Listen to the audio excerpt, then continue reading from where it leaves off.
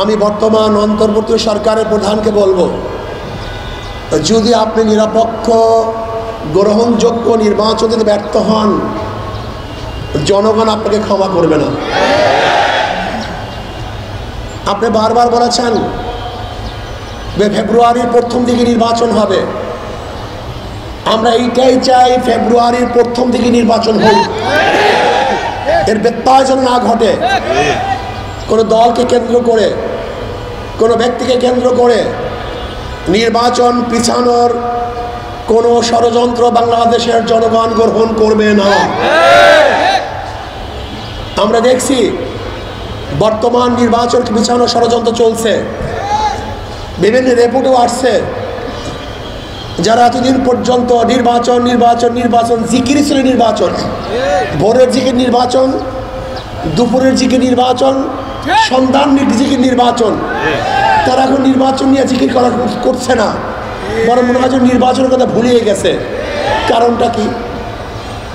হঠাৎ করে নির্বাচনের জিকির বন্ধ কেন? মাঠ পর্যায়ে জরিপ করে দেখছে পায়ের নিচে মাটি খালি হয়ে গেছে। বাংলাদেশের জনগণ কোনো চাঁদাবাজকে আর ভোট দিবে না, কোনো সন্ত্রাসীকে বাংলাদেশের মানুষ ভোট দিতে চায় না।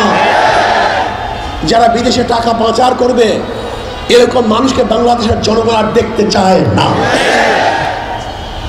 বাংলাদেশের জনগণ কি চায়? আপোষে একই সাথে বসবাস করতে চায়, ব্যবসা করবে, চাঁদা মুক্ত এক পরিবেশ তারা চায়। মেয়েরা কি চায়? তারা নির্বিঘ্নে চলাফেরা করবে, ইফতিজির শিকার না হয়, ধর্ষিতা না হয়, শিরোধারী না হয়, এরকম এক রাস্তা পরিবেশ চায়। ব্যবসায়ীরা কি চায়? তারা মাল আনা করবে, মাঝখানে কেউ ধরবে, চাঁদাবাজি করবে, এরকম পরিবেশ তারা চায় না। চাকরিজীবীরা কি চায়? তাদের যেন টেলিফোন এবং মামুর জোরে পদোন্নতি না হয়, যোগ্যতার ভিত্তিতে পদোন্নতি হয়, এই পরিবেশ তারা চায়। আজকে শ্রমিকরা কি চায়? তাদের ন্যায্য অধিকার চায়, শ্রমের ন্যায্য অধিকার চায়। রাস্তায় নেমে আন্দোলন করে অধিকার আদায়ের আর সুযোগ তারা চায় না। তারা চায় আন্দোলনের আগে যেন তাদের অধিকারকে পূর্ণ করা হয়, সেই পরিবেশ তারা চায়। আজকে গরিবরা কি চায়?